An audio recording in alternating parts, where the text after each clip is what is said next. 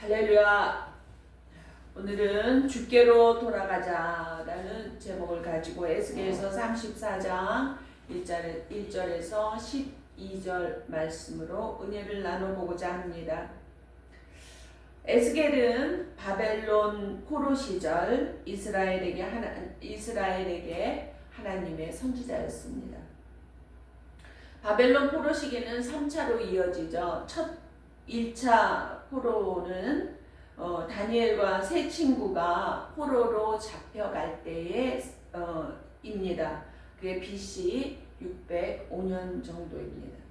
2차가 BC 597년 여호야킨 왕과 에스겔 등 고급 인력들 1만 명 가량이 포로로 잡혀갈 시기였습니다. 그리고 3차 586년을 통해서 완전히 유다가 멸망을 당하게 됩니다.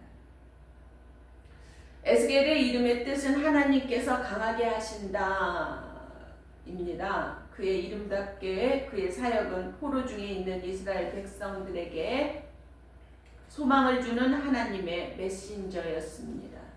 오늘 본문의 주제는 하나님께서 이스라엘 백성을 구해주실 것이라는 소망의 메시지입니다. 이 시기를 요약해보면 그 하나님 앞에 온전히 살고자 노력했던 요시야 왕이 애굽의 느고 왕이 아수르와 전쟁을 벌이기 위해서 유다를 통과해 나가는데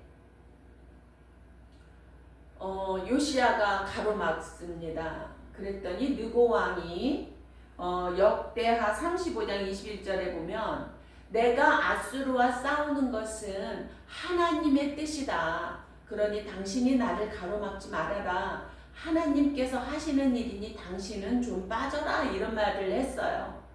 그런데 요시야가 어떤 마음이었다라는 것은 성경에 나와 있지 않지만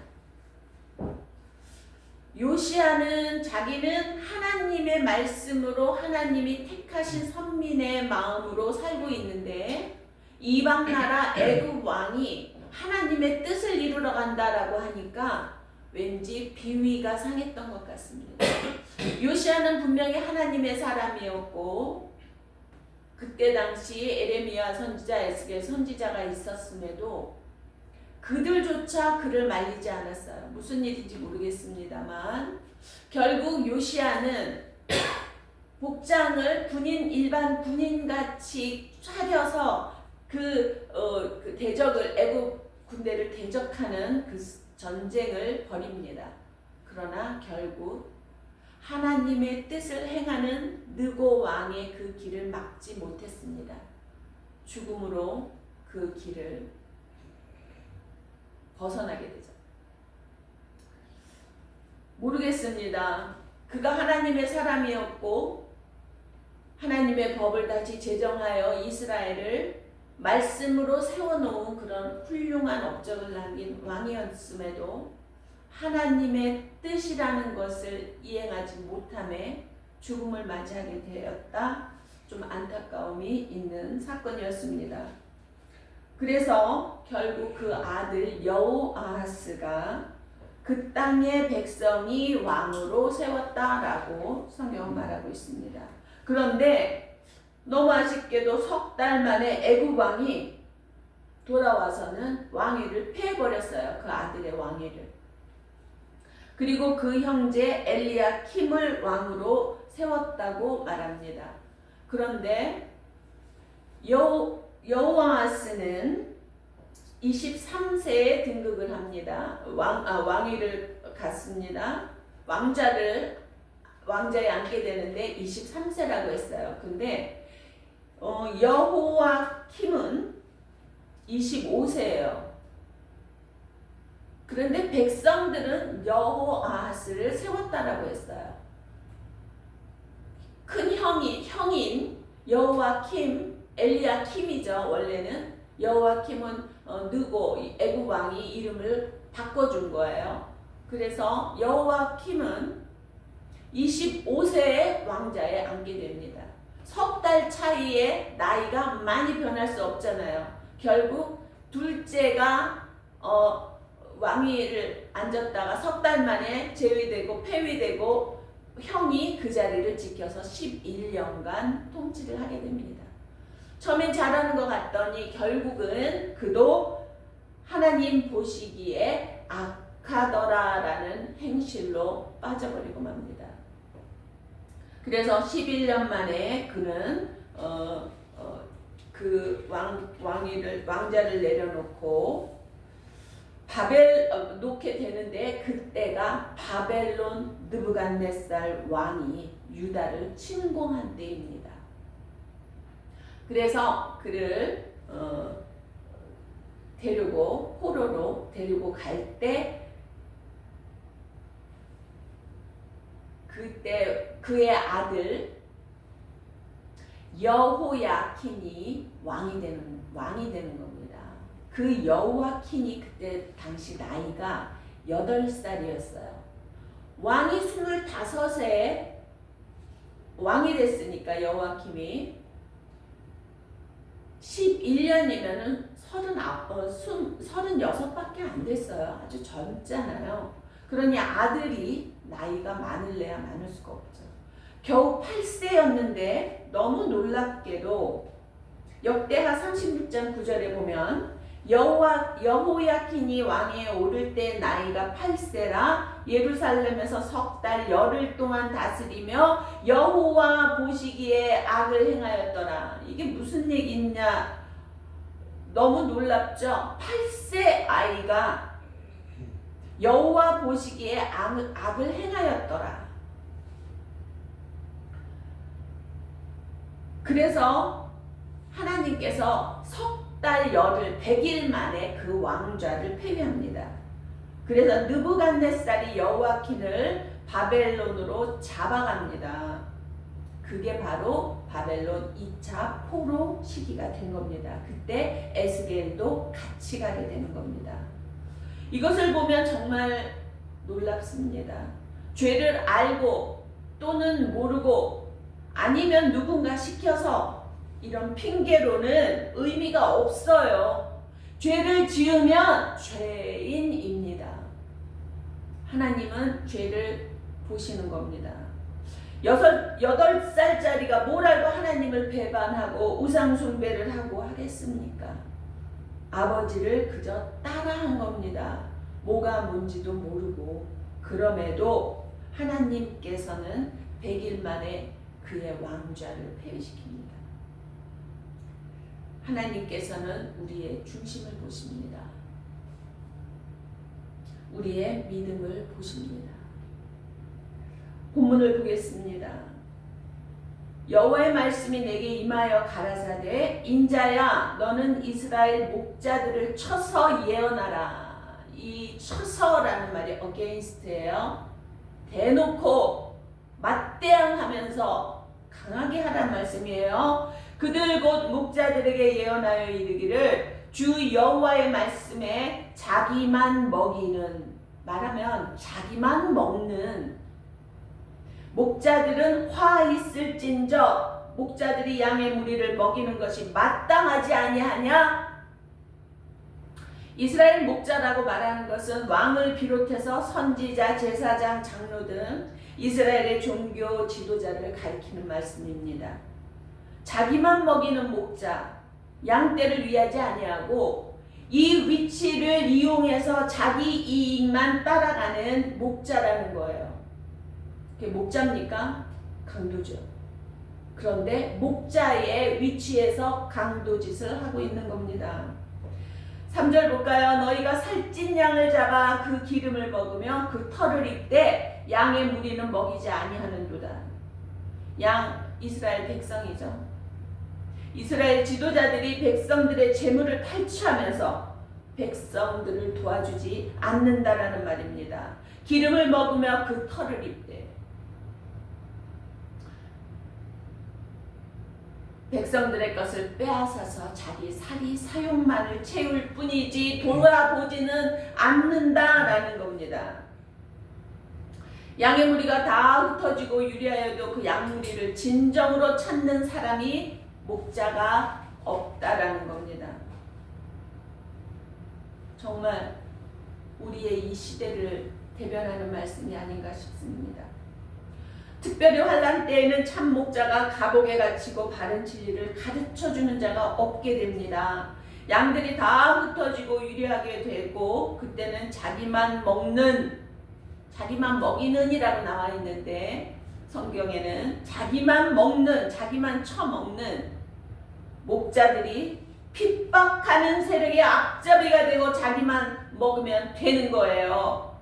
그러니 양떼를 살필 겨를도 없어요. 자기만 먹느라고 바빠서. 7, 8절 보겠습니다. 그러므로 목자들아 여호와의 말씀을 들을지어다. 여기서 명령하십니다. 여호와의 말씀에 내가 나의 삶을 두고 맹세하노라. 우리는 맹세를 그 어디에도 두고 할 수 없어요. 맹세는 함부로 하는 거 아닙니다. 그런데 하나님께서 내가 나의 삶을 두고 맹세하노라.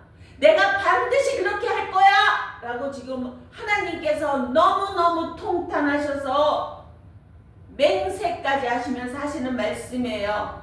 내 양의 무리가 노략거리가 되고 모든 들짐승의 밥이 된 것은 목자가 없음이라. 내 목자들이 내 양을 찾지 아니하고 자기만 먹고 내 양의 무리를 먹이지 아니하였도다. 정말 현 시점에 우리나라와 크게 다르지 않는 것 같습니다. 저 또한 무엇을 어찌해야 할지 모르겠습니다. 오늘 2026년 첫 주일 예배인데 오늘의 말씀을 받고 준비하다가 제 생각에 아니다. 첫 주일 예배니까 축복의 말씀 좀 준비하자. 이렇게 해서 일주일 내내 고민을 많이 했습니다. 그런데 그 많은 성경의 축복의 말씀들이 가슴에 와 닿지를 않았습니다. 그래서 오늘 새벽에 다시 마음을 잡고 이 메시지를 정리했습니다. 조금 두서가 없을 수 있습니다. 이새의 벽두에 암울한 주제로 말씀을 전해야 하는 제 마음도 가볍지만은 않습니다. 9절 10절에 보면 그러므로 너희 목자들아 여호와의 말씀을 들을지어다. 주 여호와의 말씀에 내가 목자들을 대적하여 내 양의 무리를 그들의 손에서 찾으리니 양을 먹이지 못할 뿐만 아니라 그들이 다시는 자기를 먹이지도 못할지라. 너 스스로 챙겨 먹던 그것조차도 너희들은 먹지 못하게 될 거야 라고 지금 말씀하시는 거예요. 내가 내 양을 그들의 입에서 건져내어서 다시는 그 식물이 되지 않게 하리라. 내 양들을 더 이상 잡아먹지 못하게 내가 할 거야.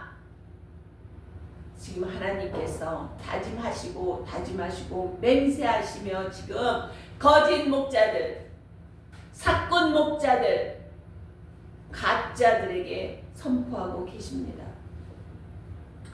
11절 14절을 보겠습니다. 나 주 여호와가 말하노라. 나 곧 내가 내 양을 찾고 찾되 목자가 양 가운데 있는 날에 양이 흩어졌으면 그때를 찾는 것 같이 내 양을 찾아서 흐리고 캄캄한 날에 그 흩어진 모든 곳에서 그것들을 건져낼지라. 내가 그것들을 만민 중에서 끌어내며 열방 중에서 모아 그 본토로 데리고 가서 이스라엘 산 위의 시냇가와 그 땅 모든 거주지에서 먹이되 좋은 꼴로 먹이고 그 우리를 이스라엘 높은 산 위에 두리니 그것들이 거기서 좋은 우리에 누워 있으며 이스라엘 산 위에서 살찐 꼴을 먹으리라. 자, 우리가 산성이라고 합니다. 산성. 높은 곳에다 적이 침범하는 것을 한눈에 다 볼 수 있는 곳에 높은 곳에 높은 곳에 산성을 짓습니다. 근데 하나님께서 열방 중에서 하나님의 어린 양들을 찾아 그 본토로 데리고 가서 이스라엘 산 위에 시냇가와 그 땅 모든 거주지에 먹이는데 좋은 꼴로 먹이고 좋은 우리에서 그 높은 곳에서 그 어떤 적도 쉽게 침범할 수 없는 그 좋은 곳에 자리를 두고 내가 이제는 그들에게 살찐 꼴을 먹이리라. 하나님은 어려운 상황 속에서 하나님이 안 계신가? 요즘 믿음의 사람들이 기도에 응답이 없어서 자살하는 일들이 있다. 젊은이들 가운데 그렇게 말을 들었습니다. 하나님은 못 들으셔서 못 보셔서 잠잠하신 게 아닙니다. 하나님의 때는 있습니다. 우리의 때를 생각해서 나의 어줍지 않은 때를 말하지 마시고 기대하지 마십시오. 하나님 때를 위하여 기도하는 자가 믿음의 승리자입니다. 열방과 만민 중에 흩어졌던 이스라엘 백성을 본토로 돌아오게 하시는 여호와입니다. 여기서 본토라고 하시는 말씀은 예루살렘입니다. 영광의 영적인 예루살렘 땅, 역사적으로는 가나안 땅이죠. 그러나 영적으로는 신령한 예루살렘 땅을 말하기도 하시는 겁니다. 우리가 어떤 시점에서 어려움에 있고 힘든 가운데 좌절하고 절망할 수는 있습니다. 그러나 하나님께서 외면하시고 내 기도를 안 들으신다가 아닙니다. 하나님은 다 보고 계시고 알고 계십니다. 그러나 그 하나님의 때를 기다리고 계시는 겁니다. 흐리고 캄캄한 날에 그 흩어진 모든 곳에서 그것들을 건져낼지라. 그들을 건져낼 거라. 흐리고 캄캄한 날, 정말 아무것도 앞이 보이지 않을 만큼 흐려서 캄캄해서 보이지 않는 그런 시점에서 하나님께서는 그들을 그 환난의 때에서 건져내리라고 약속하셨는데 맹세로 약속을 하셨다라는 겁니다. 에스겔서 34장 24절에 보면 나 여호와는 그들의 하나님이 되고 내 종 다윗은 그들 중에 왕이 되리라. 나 여호와의 말이니라. 이렇게 말씀을 하십니다. 지금 이때는 500, 600년 전 때고 다윗은 BC 1000년대 400년 전 사람입니다. 그런데 지금 새롭게 내 종 다윗이라고 말씀하시는 것은 이 다윗은 메시아이신 예수 그리스도를 말씀하시는 겁니다. 그 예수 그리스도가 구주로 오심을 예언하시는 겁니다. 할렐루야. 주님이 오시면 우리를 본토 신령한 예루살렘으로 인도하실 겁니다. 우리를 더 이상 눈물 짓는 곳이 아니라 찬양과 감사와 영광과 기쁨이 넘치는 예루살렘 땅으로 인도하실 겁니다. 그냥 환상이 아닙니다. 여러분, 이것은 성경은 히스토리예요. 그의 이야기입니다. 역사입니다. 이거는 어느 미신이나 어느 무슨 지어낸 추상적인 이야기가 아니라는 겁니다. 이것은 하나님의 성경은 역사입니다. 이 땅을 이루어가는 역사입니다.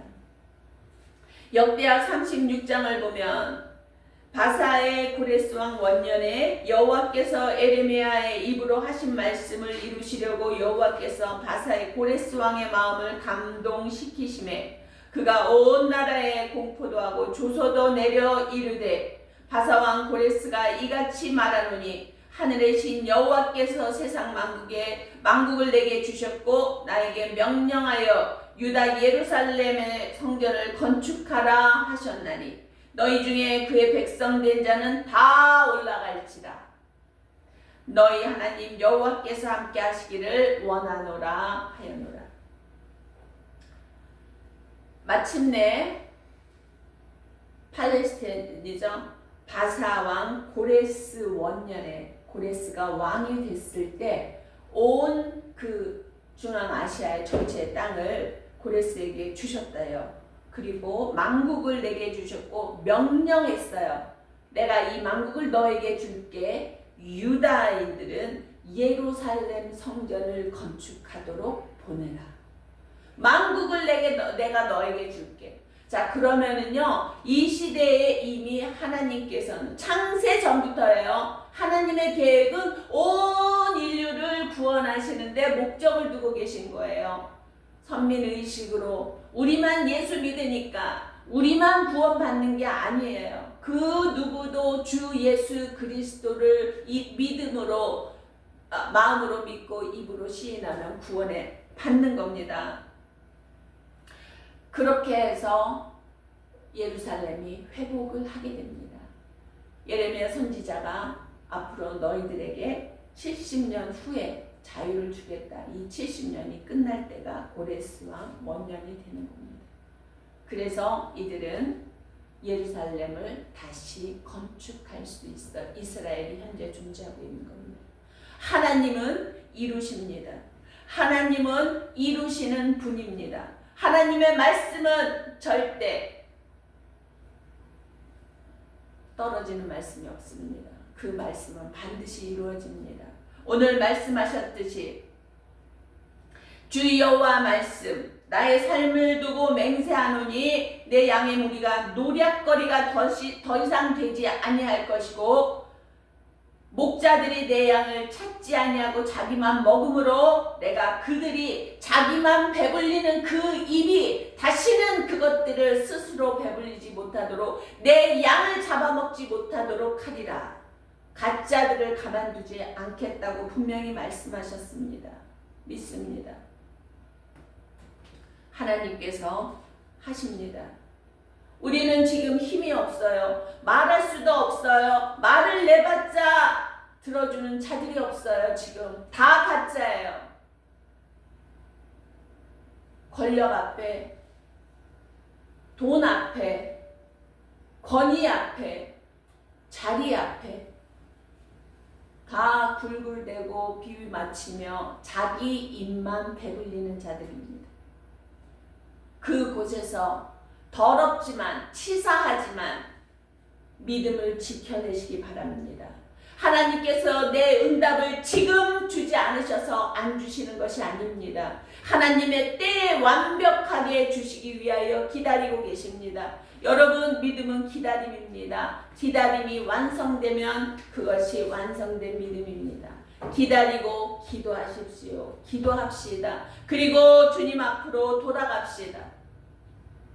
자살한다는 얘기를 듣고 참 허망한데 응답이 없어서 자살을 하면 여러분들 그것은 응답이겠습니까? 하나 믿음을 가졌다면 그 믿음이 이루도록 믿음을 지켜내는 것 또한 믿음입니다. 이제는 하나님께로 돌아가야 합니다. 이제는 주님께로 돌아가야 합니다. 오히려 이 환난의 때에 주님만이 우리의 구원자 되심을 더욱 확신하는 믿음이 생깁니다. 그 길만이 살 길입니다. 우리는 이 시점에서 오히려 믿음을 바로 세우고 마음을 다스리고 하나님 앞에 돌아가 말씀 속에 우뚝 서는 믿음의 본이 되어져야 할 것입니다. 그래서 주님 오시는 날에 조금도 부끄럽지 않은 저와 여러분 되시기를 바랍니다. 할렐루야. 주님 오시옵소서. 기도하시겠습니다. 아버지 하나님, 너무 험한 세상에서 새해를 맞이했습니다. 너무 어두운 이 세상에서 새해를 맞이하나 아버지 하나님, 이다지도 아무랄 수가 없습니다. 그러나 말씀 속에서 하나님께서 어둠 가운데 혼돈 가운데 우리를 건져내시어 생명의 길로 그리고 예루살렘 성으로 본토로 인도하신다 하셨사오니 그 말씀을 믿고 따라갑니다. 아버지, 저희들의 믿음을 더욱 견고히 세워주소서. 성령의 충만함으로 부어주시고 아버지 하나님, 이 시대에 믿음을 더욱 견고히 하여서 더욱 빛을 발하는 믿음의 삶을 살아서 많은 이들에게 빛된 소망이 있는 메신저들이 되어질 수 있도록 저희들을 도와주시옵소서. 감사합니다. 주님께서 하심을 믿사옵고 감사드리며 예수 그리스도의 이름으로 기도합니다. 아멘.